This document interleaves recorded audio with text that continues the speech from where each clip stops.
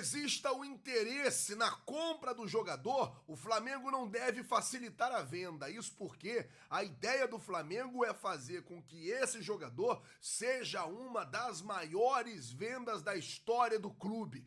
Técnico do River Plate confirma: os argentinos vão vender De La Cruz. Fala, meus camaradas e minhas camaradas, beleza? Bem-vindos a mais um vídeo aqui em seu canal de notícias do Flamengo. Canal Flazoeiro, eu estou chegando com tudo na manhã deste domingão e eu chego, é claro, como sempre, com um caminhão carregado de notícias e carregado de informações do clube mais querido e mais amado do Brasil e do mundo, o Clube de Regatas do Flamengo, nosso amor. Mas antes de qualquer coisa, na humildade, na moral, deixa eu pedir a você que não é inscrito no canal, cara, você não paga nada para se inscrever no canal, é de graça. Tem um botão aqui embaixo escrito inscreva-se, é só você clicar nele e pronto, você vai se inscrever no canal. Então, se você não é inscrito, se inscreve no canal, acione o sino da notificação e todo mundo aí já deixa o like, porque o teu like ajuda muito no nosso trabalho, teu like ajuda muito no nosso crescimento. Bom,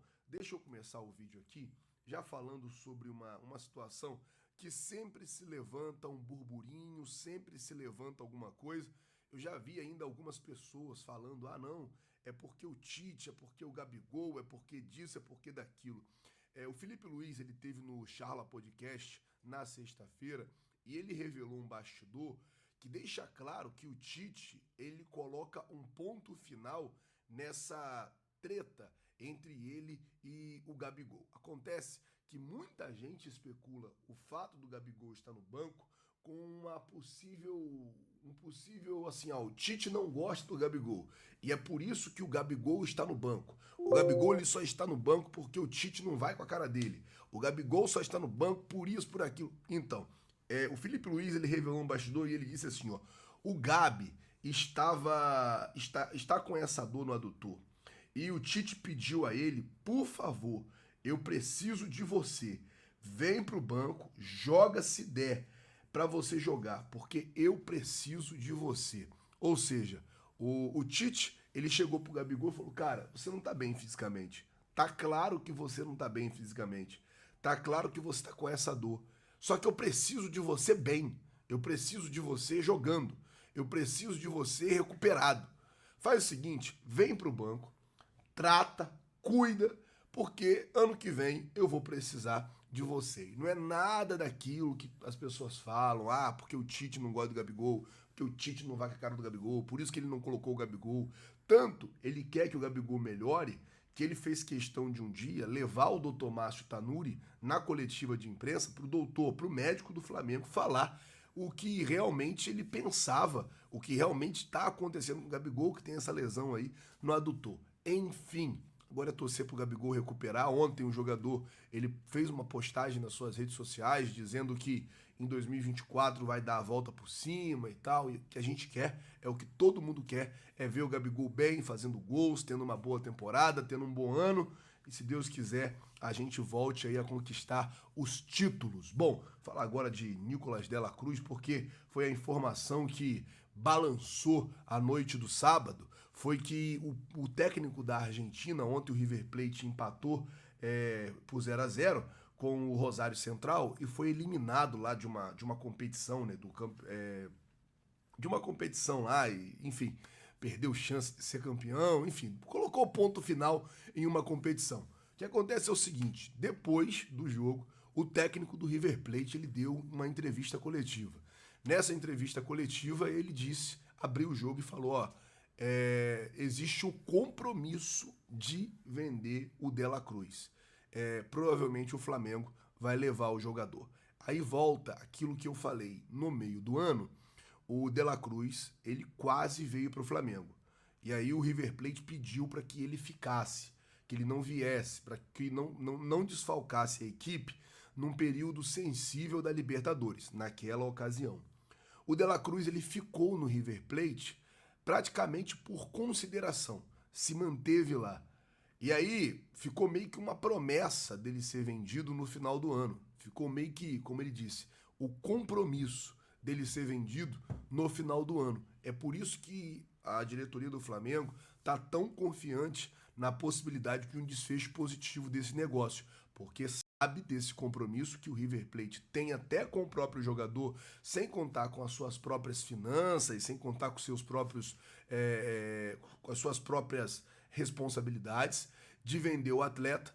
Então o Flamengo está muito confiante e deve ir na próxima semana já para a Argentina para poder sacramentar essa negociação. A gente já trouxe a informação aqui que De La Cruz já procura casa, já procura escolas para as crianças no Rio de Janeiro, já teria revelado ali ao seu staff, as pessoas que vivem próximas a ele, o desejo de jogar no Flamengo, aí um sonho de ser campeão com a camisa do Flamengo, e o que a gente torce é que ele venha e que ele jogue e que ele consiga desempenhar bem e que ele consiga ter uma boa passagem por aqui. Essa é a minha torcida aí quanto à situação de Nicolás de la Cruz, mas agora tá claro que o Flamengo já tem o sim do River Plate, o próprio River Plate já deve ter falado pro jogador, não, fica tranquilo, você vai sair na janela, como o técnico disse, se tem um compromisso de vender o jogador. Bom, vamos mudar o assunto agora, falar sobre maior venda da história, porque trata-se de Matheus Gonçalves, jogador do Flamengo, emprestado ao Bragantino.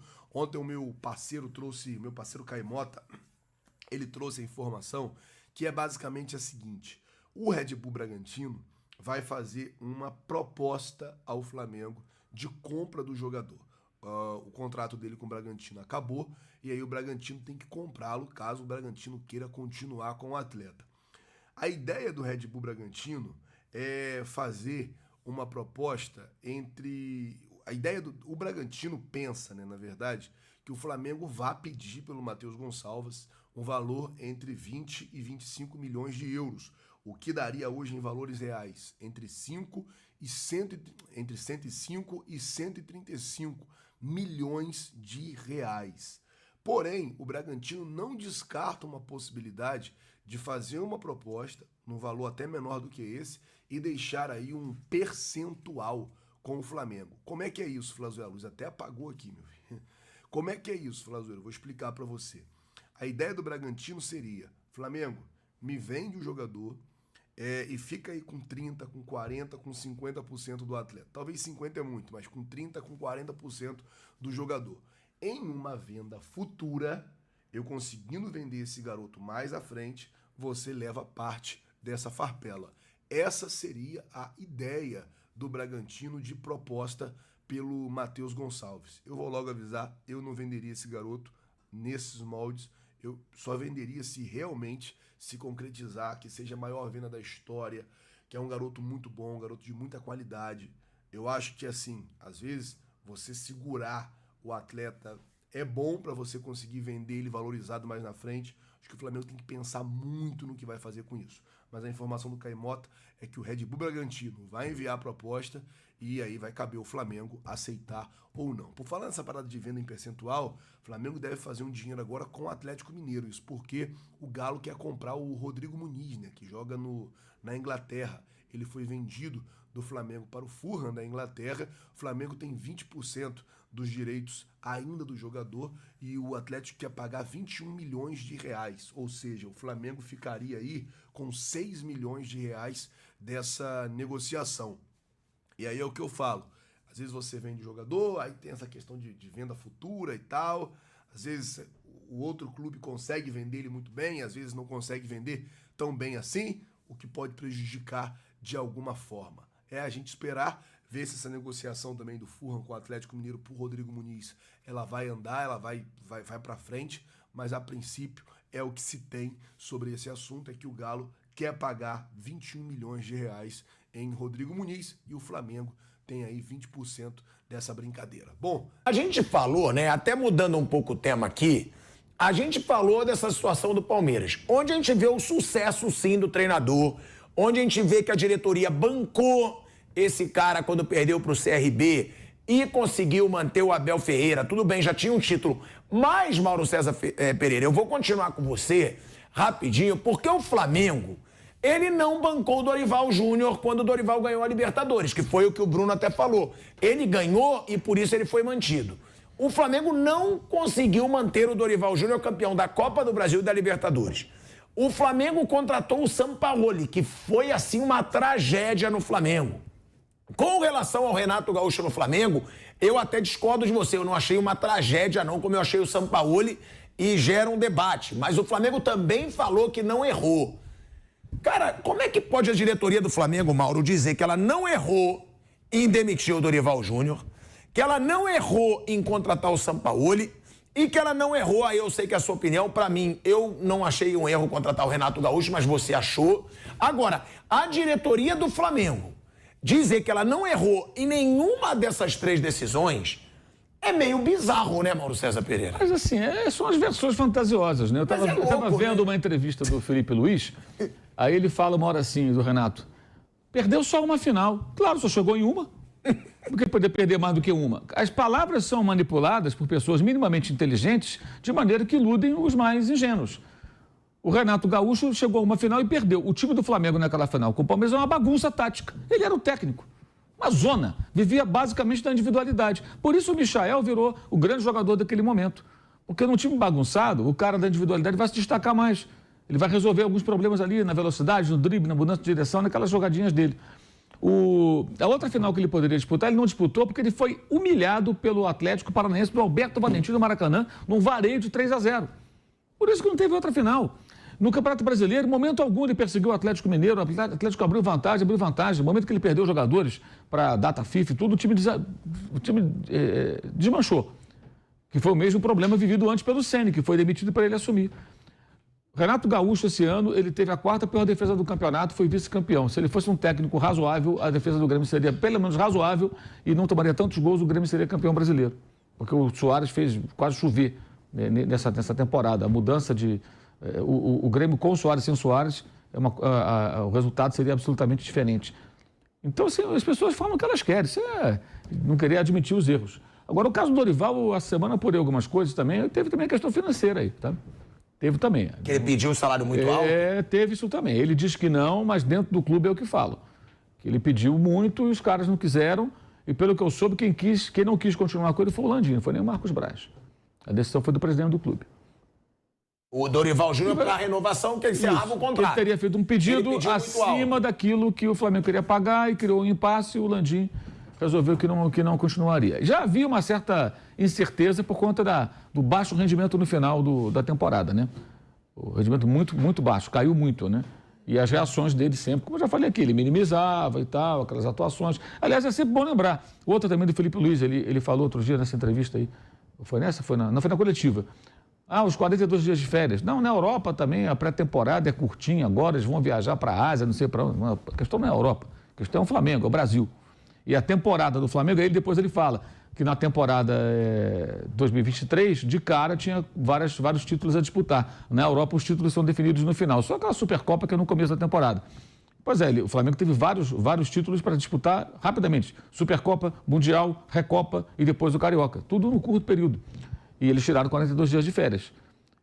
Quem é responsável por isso? O Landim, que aceitou, o Marcos Braz, que concordou, o Dorival, que topou. Porque o Dorival, quando topa, ele ainda imagina que vai continuar em 2023. E ele concorda com as férias. Ou ele se opôs? Ninguém se opôs. E os jogadores que queriam mais é ficar de férias. Não estavam preocupados em voltar a treinar o quanto antes para estarem bem fisicamente. Essas entrevistas do Felipe Luiz revelam tanta coisa, gente. A maneira que ele fala, ele usa a palavra insustentável mais de uma vez. Com o São Paulo era insustentável, com o Paulo Souza era insustentável. Por que é insustentável? Por que é insustentável? Alguém acha que o Abel Ferreira nunca teve um momento, entre aspas, insustentável com seus jogadores? Sempre há uma cobrança mais dura, o jogador às vezes torce o nariz. Agora ele conquistou uma situação que... Por que alguns saíram? Por que o Patrick de Paula rapidamente foi negociado com o Botafogo assim que o Textor comprou o Botafogo? Por que saíram Jailson, William Bigode, Felipe Melo? Porque jogadores que não iam mais render. Eventualmente um ou outro que ele acha que não funciona muito bem dentro do seu... E é ótimo que seja assim. No Flamengo é o contrário. Então, assim, essas coisas que eles falam, não queria admitir os erros cometidos, né? E não assumir o erro do Sampaoli, principalmente, é meio bizarro, né? Eu acho que o maior erro não é a contratação, não. É a manutenção dele depois do soco que o auxiliar deu no Pedro. Eles já sabiam lá dentro que o ambiente era ruim entre os jogadores e o técnico. E o Felipe Luiz fala disso também, do Sampaoli nessa entrevista. Também fala sobre isso. Quer dizer, quem está lá dentro já estava sabendo. A gente só ficou sabendo que a situação entre os jogadores e o técnico era péssima depois. Eu dei essa informação no dia do Flamengo 1-0 no Olímpia, no Maracanã. Uma pessoa mais cedo falou, olha, tá feia a coisa, o ambiente é péssimo.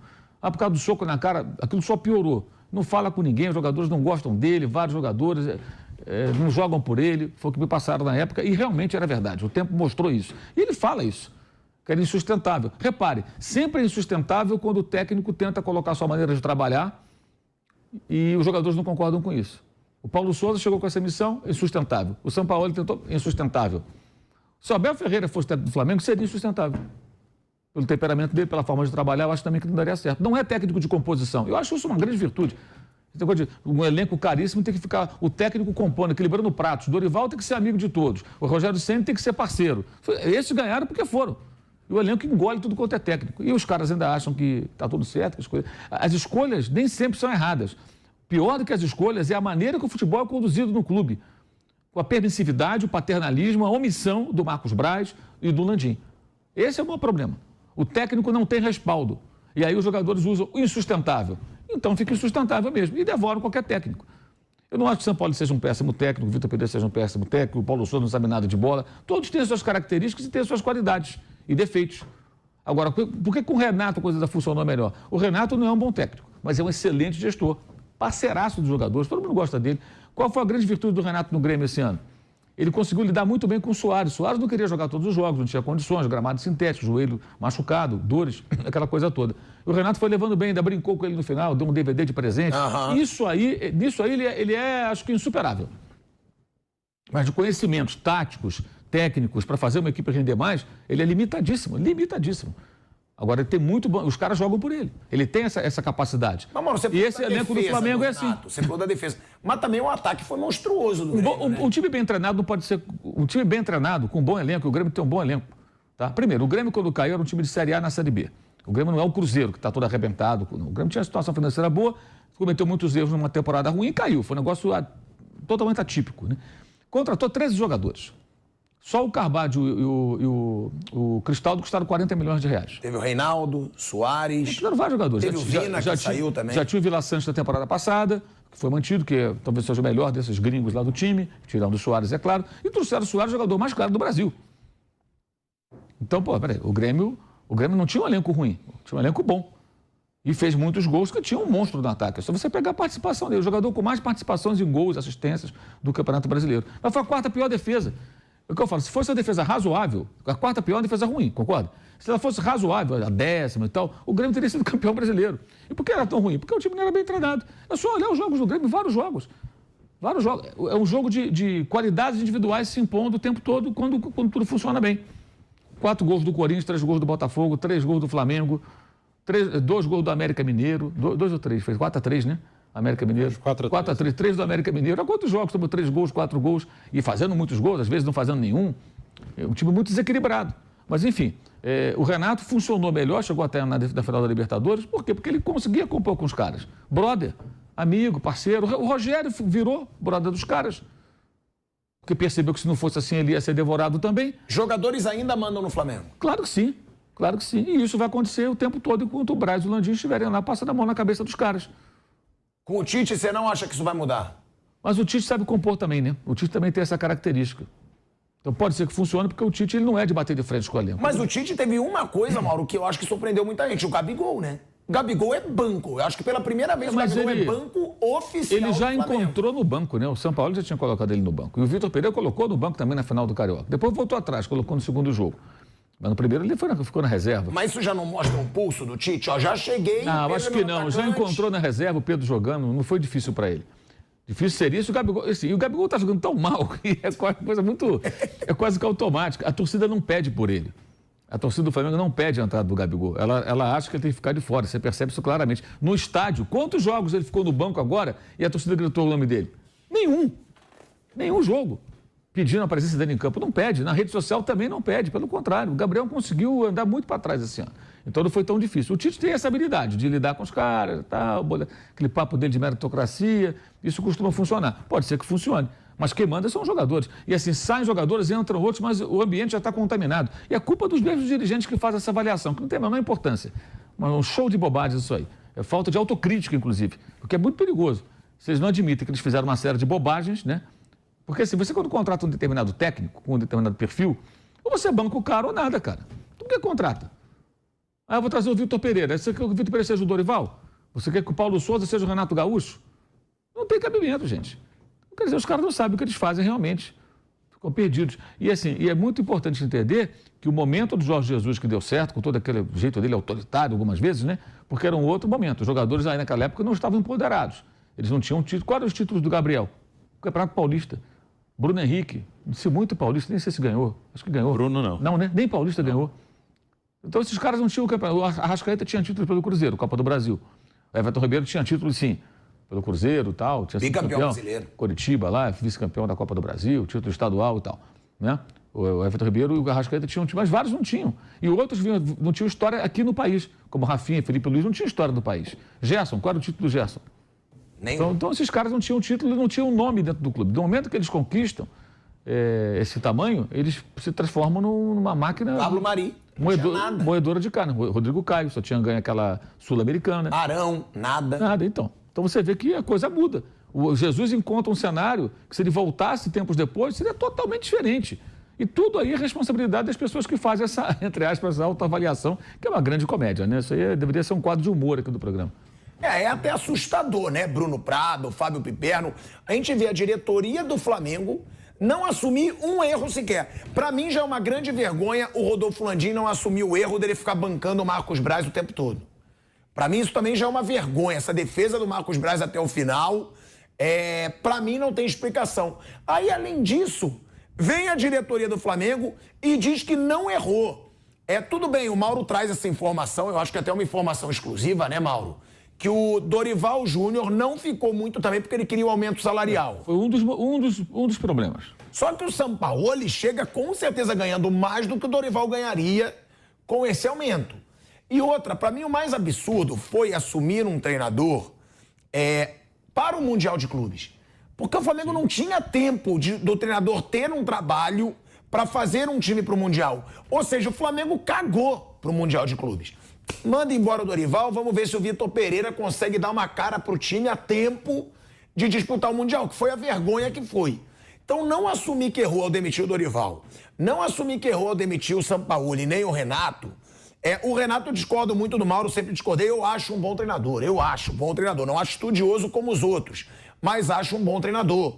Agora, a diretoria do Flamengo tem que assumir erro, Bruno. Piperno também. Não assumir o erro mostra que eles são incompetentes e se acham competentes. E não vão assumir, né? Eu não conheço nenhum dos dois ali, nem o Landim, nem o Braz pessoalmente, mas eles me passam essa impressão, assim, de caras que acham que, assim, eles que sabem tudo e eles que... claro que eles tiveram méritos nas conquistas, mas me passa a impressão de serem caras que acham, se não fosse a gente não ganharia nada. E não é isso, né? Não é isso. Tiveram méritos, Jorge Jesus, eles trouxeram, os jogadores eles contrataram. Claro, como eu falei do Palmeiras, é um conjunto, é um todo ali. Diretoria, jogadores, comissão técnica, todo mundo trabalhando junto. Acho que na saída do Dorival, para mim, eles erraram. O Dorival chega num momento para apagar incêndio e consegue, e acho que ele merecia a oportunidade de iniciar uma temporada, e é um treinador competente, é um bom treinador. E não tinha tempo, né, Bruno? Não tinha. Isso para mim é o principal. Até por essa coisa que o Felipe falou, tinha muito título já no início do ano, então era melhor manter quem estava ali.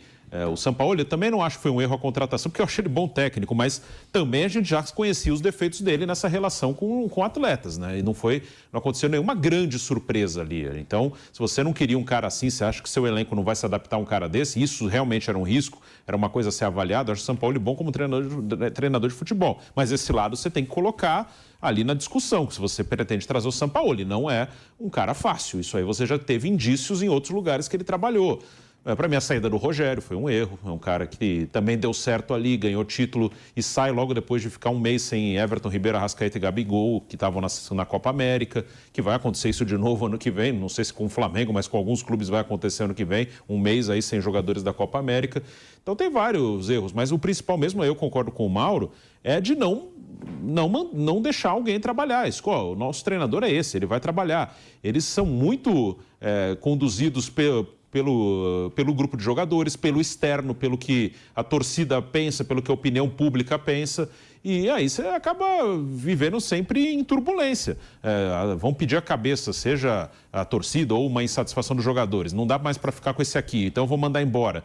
Se você mandar 1, 2 embora, você vai ter que mandar todos que os jogadores não gostam ou que a torcida não gosta. Porque se você fez uma vez, você abre a porta para fazer toda hora. Que aí, se você não gosta de alguém, e aí começa, os jogadores não gostam, a torcida não gosta. Se você tira, então eu vou tirar. Na outra vez, de novo, as mesmas pessoas que pressionaram para sair um, vai pressionar para sair o outro. Então, eu acho que com o Tite, ele tem uma grande oportunidade de ter um treinador por mais tempo, porque o Tite é muito bom o treinador e é um cara conciliador, então ele tem essas duas virtudes, ele é competente e conciliador. Então eu acho que com o Tite o Flamengo talvez tenha a oportunidade de ter um cara por mais tempo e pode aí ter um ano mais tranquilo. Mas aí a gente só vai saber isso na primeira grande derrota, como vai ser o comportamento. O time vai perder jogo, o time vai ter derrotas marcantes. Na primeira derrota marcante, aí tem uma reação contra o Tite, como é que vai ser? É isso que a gente vai ver, mas eu acho que agora eles vão ter uma oportunidade de ter um cara por bastante tempo no cargo. Piperno. Eu acho que são coisas diferentes. Eu acho que, por exemplo, esse diagnóstico que a diretoria do Flamengo faz, ele é incompleto. Eu acho que dá para defender as contratações. É possível que, de fato, no momento de contratar, eles sempre foram atrás de nomes de prestígio. Todos esses nomes que vieram e que foram comentados aí, eles estavam valorizados naqueles momentos. Então, o erro não aconteceu lá. Muitas vezes, em vários casos, aí, o erro aconteceu durante o processo, durante o trabalho do treinador. Ou por falta de respaldo, ou então, às vezes até por dar pouco tempo. As trocas foram com muita frequência. Por exemplo, o Paulo Souza, que eu sei que você não exatamente amava, né? O Paulo Souza era um cara de prestígio, ele chega aqui com o status de técnico de seleção, de uma seleção que estava disputando vaga para a Copa do Mundo. Então, não dava para falar que o cara fosse um analfabeto em matéria de futebol. Só que o trabalho dele foi muito ruim. E aí, ele foi muito ruim porque ele, de fato, tinha defeitos demais ou porque ele também se coloca em rota de colisão com parte do grupo. Era isso que tinha que ser melhor avaliado. A comparação com o Abel feita aqui algumas vezes, ela é interessante porque, veja, o Palmeiras, nesse ano e no ano passado, foram temporadas em que o Palmeiras ganhou 3 títulos em cada um e, aliás, os mesmos 3 títulos. Agora, vamos imaginar se fosse com outro técnico. Ganha o estadual e a copinha lá, ou a Supercopa, ou a Recopa, né? Uma acontece em fevereiro, o outro acaba no início de abril, na primeira semana de abril. Muito bem. Aí, depois disso, vem as eliminações em Copa do Brasil e da grande, né, do grande objeto de cobiça de uma temporada, que é a Copa Libertadores. Pergunta, se não fosse o Abel, um outro técnico teria permanecido para tentar a conquista do brasileiro? Porque, veja, uma coisa é ganhar, enfim, Paulistinha, Recopa, ou Supercopa. A outra, muito mais impactante, é não ganhar a Libertadores e não ganhar a Copa do Brasil. Então, ele criou lastro, ele criou estofo para passar por um período aí de seca como aconteceu nessas 2 derrotas. Agora, no caso do Flamengo, por exemplo, se ele ganha, como aconteceu em 2021. Né? 2021 ganhou a Copa do Brasil e a Libertadores. Não, 22. Mas no início do ano, em 21, o Flamengo ganha lá o estadual, ganha a Supercopa. Ganha, enfim, as copinhas aí, uma do Palmeiras e tal. Mas isso não foi o suficiente para dar respaldo para o técnico no momento da tormenta. Então, é uma outra forma de entender o que o treinador pode, de fato, oferecer. Então, ficou muito claro que todo técnico que quis, de alguma forma, que achou que fosse importante fazer algum tipo de mudança e, por tabela, estabelecer algum tipo de confronto com aqueles jogadores que se imaginam com lugar cativo, esse cara acabou ficando enfraquecido porque aí sim ele não teve o respaldo de cima. Então o problema está aí. Mas é uma panela. É uma panela, Piperno, que ela continua no Flamengo, mesmo de quem sai. Então, Aí eu concordo com o Mauro. Você vê, o Diego Ribas, ele sai do Flamengo, ele continua falando ainda do ambiente do Flamengo, que não tem. O Felipe Luiz, eles deixam... É uma panela que ela não acaba. Ela não acaba. Então, esses caras continuam ali no grupo. Não tenha dúvida que eles continuam no grupo de WhatsApp. Mas uma importância perpétua. Não é assim, quer dizer, então, realmente tem que quebrar esse vínculo com esses caras. Senão, qualquer técnico que chegar aí vai fazer trabalho de tiro curto, vai virar quase que um time de fast food. Entra um, sai outro, entra um, sai outro. Aí realmente não vai funcionar. Então, quando, enfim, o Landinho, sei lá quem disse aí que o Flamengo não errou nas contratações, ok, eu acho que é defensável. Ele erra exatamente por não dar o devido respaldo a esses caras que ele foi buscar. Olá pessoal, mais um vídeo no canal Vene Casagrande, vídeo com informações do Flamengo, que está de férias, só volta no começo de janeiro a trabalhar, a iniciar a pré-temporada para 2024, mas fora das quatro linhas, muita coisa acontecendo, inclusive tem áudios aí do Rodolfo Landim vazando, ele admitindo que o ano do Flamengo foi ruim, e confiando em Tite para 2024, nós vamos trazer as declarações do Rodolfo Landim nesses áudios que vazaram. Tem também novidade na renovação do Bruno Henrique. Tem também Flamengo de olho em lateral direito do Bahia. E também mais uma informação envolvendo o De La Cruz vindo lá da Argentina. A gente vai falar também no vídeo de agora. Vamos para as informações. Eu vou iniciar falando desses áudios vazados aí do Rodolfo Landim admitindo que o ano do Flamengo foi ruim e ele confiando em Tite para 2024. Ele diz o seguinte, abre aspas aí, falar do futebol, esse ano foi um ano ruim. Futebol não é ciência exata em que 2 mais 2 é igual a 4. Vamos tentando acertar dentro do possível. Acho que batemos na trave algumas vezes esse ano. Acho que tivemos um processo natural de envelhecimento dos nossos jogadores. Tivemos as saídas de 2 deles, Felipe Luiz e Rodrigo Caio, que foram muito importantes nessa série de conquistas. Mas a ideia chega para todo mundo, a idade chega para todo mundo. E a gente precisa fazer esse processo de renovação. Processo que já vem sendo feito. Acho que talvez precise ser feito de uma forma mais intensa, mas já vem sendo feito. Tá, então por que você quer renovar com o Everton Ribeiro? Fica aí meu questionamento. Outra declaração dele aqui, ó. Eu vi a final de 2019 e tivemos 14 jogadores que entraram em campo. Na final de 2022, 15 jogadores entraram. Sabe quantos jogaram nos 2 jogos? 4 jogadores. O time mudou, a gente foi mudando. Tinha Gabriel, Arrascaeta, Felipe Luiz e o Everton Ribeiro. Talvez se a gente fosse ouvir críticas, entre os 5 mais criticados estariam os nomes do Cebolinha e do Pulgar. E hoje acho que dificilmente alguém estará infeliz com eles. O processo de adaptação às vezes demanda tempo. Isso eu concordo com o Rodolfo Landim. Assim, galera, sejamos francos. De fato, o elenco do Flamengo mudou bastante. O meu ponto é o seguinte, é a dificuldade da diretoria do Flamengo, e quando eu falo diretoria, presidente, departamento de futebol, de colocar um ponto final na história de alguns jogadores. A pergunta que fica, se o Felipe Luiz não quisesse pendurar as chuteiras, o Flamengo não teria renovado com ele? O Rodrigo Caio, eu acho que foi muito mais condições físicas, senão o Flamengo também teria renovado com ele. O Everton Ribeiro, o Flamengo está tentando renovar com o Everton Ribeiro por mais um ano. Na minha concepção, é errado. Chegou o fim do ciclo do Everton Ribeiro no Flamengo, eu já venho falando isso. Essa é a minha opinião, não quer dizer que eu esteja certo. Mas é a minha opinião, eu não consigo ver o Everton Ribeiro rendendo em alto nível mais. Vai ser um bom reserva. Gente, o custo do Everton Ribeiro é muito alto para ser um bom reserva. O custo do Everton Ribeiro paga um jogador de primeira linha no futebol brasileiro. Então, são algumas escolhas da diretoria que, de fato, eu não concordo muito.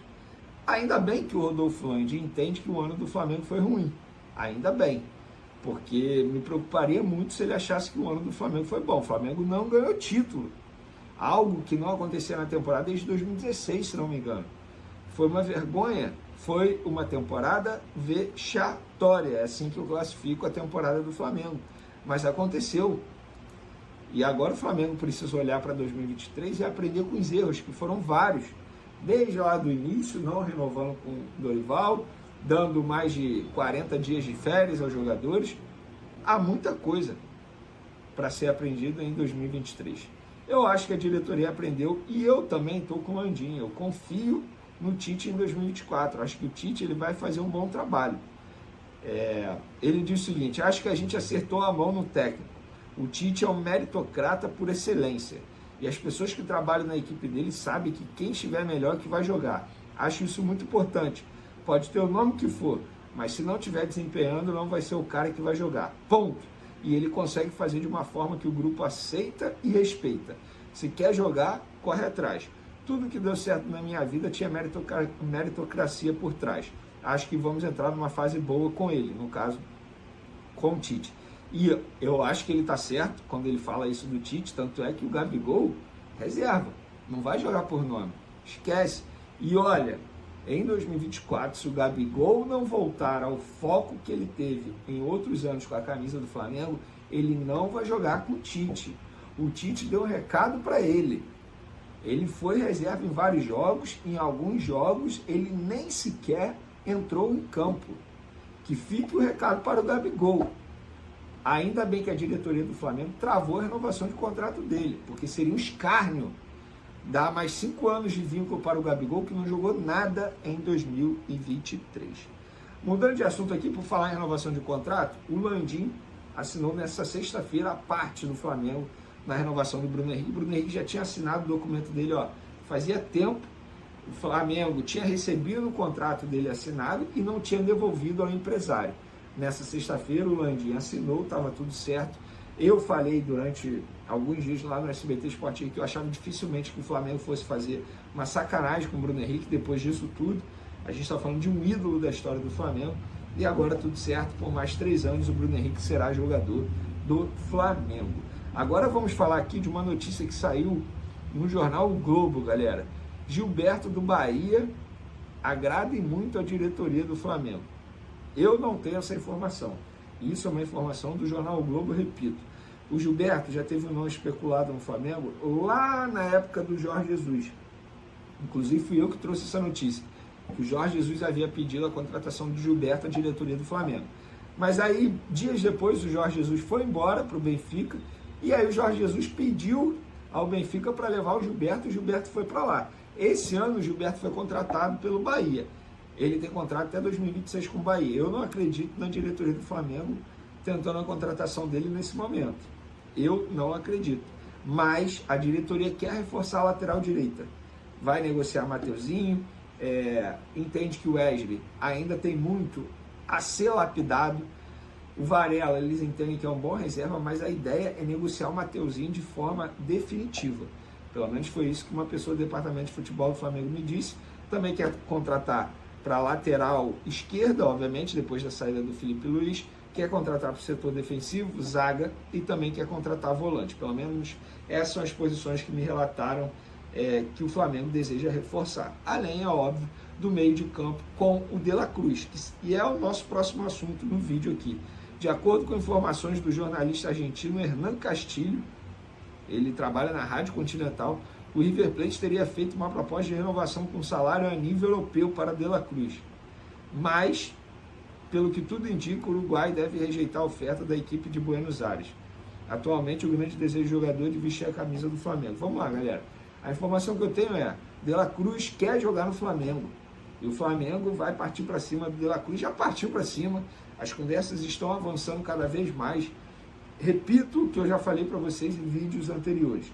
Pessoas envolvidas na negociação Flamengo, River e De La Cruz falam: Vene, dificilmente o De La Cruz não será contratado pelo Flamengo nessa janela de transferência. O negócio está muito mais fácil, entre aspas, para o Flamengo fazer. Quando eu boto fácil, entre aspas, é por conta do valor. Porque pode ser mais fácil agora, mas o valor continuará sendo alto. O Flamengo vai ter que desembolsar alto aí. Menos de 15 milhões de dólares, eu não acredito no Flamengo gastando com o De La Cruz. Eu acho que será mais. Inclusive a multa rescisória dele é 16 milhões de dólares. Eu também arrisco a dizer que o Flamengo está disposto a pagar esse valor à vista para ter o De La Cruz já na próxima temporada. Eu acho uma baita contratação, já disse aqui, não vou ficar repetindo. Para mim é um jogador que iria agregar e muito ao time do Flamengo, porque ele tem a cara do Flamengo. Fala, nação rubro-negra! Nação, vocês acham que o problema do Flamengo é os dirigentes ou os jogadores? Dos últimos técnicos que a gente teve, Vitor Pereira, Sampaoli, Rogério Ceni, Renato Gaúcho, Domenech Toretto, vocês acham que o problema eram os treinadores, ou o problema eram os jogadores, ou os dirigentes? Deixe aqui nos comentários a opinião de vocês. Esse canal não é meu, esse canal é nosso, esse canal é da Nação Rubro-Negra. Na minha humilde opinião, eu acho que o problema inteiro está na diretoria. A diretoria é muito amadora e não teve o devido pulso para poder segurar, vamos dizer assim, os jogadores, para eles não quererem fazer essa panela e quererem mandar no time. Deixa aqui nos comentários a opinião de vocês. E vocês venderiam o Matheus Gonçalves para o Red Bull Bragantino ou não? Na minha opinião, ele nem para o Red Bull Bragantino devia ter ido. No Sampaoli, ele começou a utilizar o Sampaoli começou a utilizar ele começou a ter boas atuações, dava pra ver que o moleque queria jogar, mas o Flamengo tem um problema, cara. O problema é que o Flamengo, os jogadores da base, molecadinha nova, cheio de gás, querendo jogar muito, os caras pegam e trazem cara velho da Europa e trazem pro Brasil pra jogar. E a molecada no gás total. Matheus Gonçalves pedindo passagem pra jogar. O moleque joga muito, dá pra ver que o moleque quer jogar. E ele não teve a devida oportunidade no Mengão. E você, rubro-negro carioca, deixa aqui nos comentários a sua opinião sobre o nosso Mengão queridão. E você, que é flamenguista apaixonado mesmo, se inscreva aqui no canal para não perder nenhuma notícia do Flamengo. Nação Rubro-Negra, forte abraço e até as próximas notícias do Flamengo.